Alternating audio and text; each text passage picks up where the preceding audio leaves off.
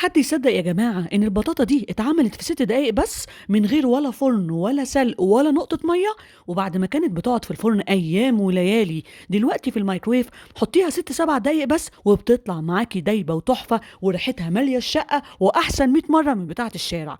أنا مبسوطة قوي إن هي ظبطت معايا، لأن هي من أحسن أكلات الشتاء اللي أنا بحبها، وهي مصدر قوي للطاقة والفيتامينات والمعادن. تعالوا نشوف أنا عملتها إزاي.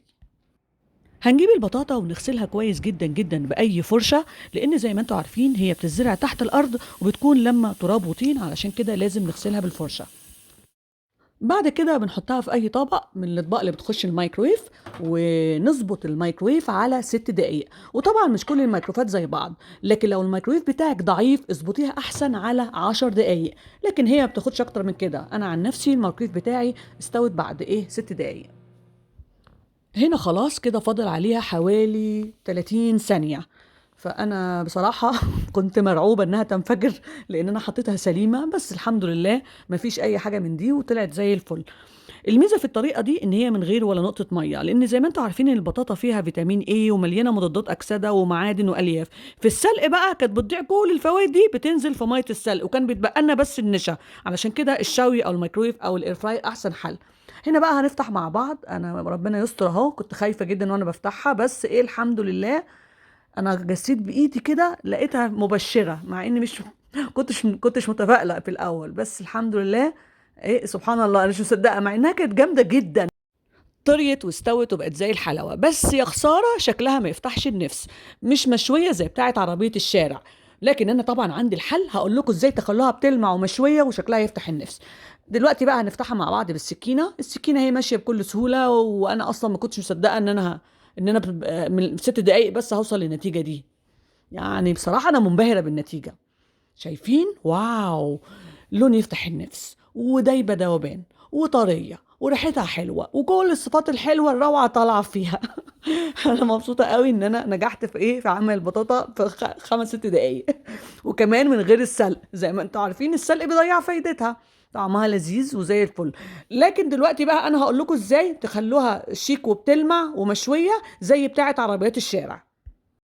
وبشوية سكر هنحل موضوع الشكل، علشان لو عندك ضيوف ولا حابة تقدميها وحابة يكون شكلها مشوي، شوية السكر دول هم اللي هيساعدونا نخليها شكلها حلو. بعد ما هنرش السكر نكتر بقى من السكر، نجيب بقى اللهب ونسلطه عليها قوي.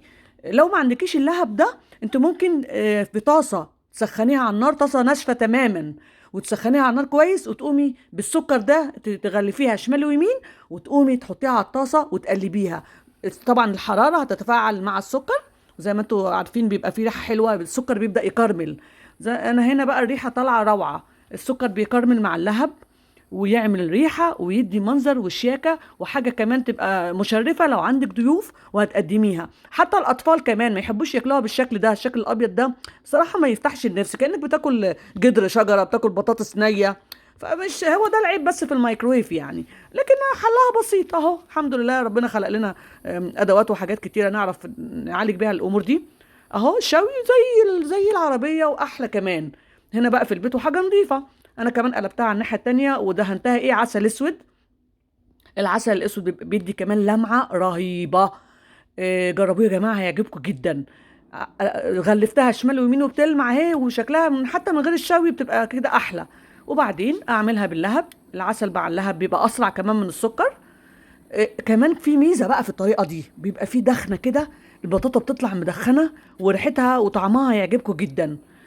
ولكن لو انتوا مش غاويين ومش عاوزين وجع دماغ ولا واقفه، ممكن ندخلها على الفرن نديها وش، يعني تبقى وش كده عشان تاخدوا يا اما زي ما قلت لكم على البوتاجاز. لكن طريقه اللهب دي انا اشتغلت بيها ونجحت معايا، وكانت طعمها روعه. الاطفال هيحبوها والكبار هيحبوها، وجربوا طريقتي وهتدعوا لي.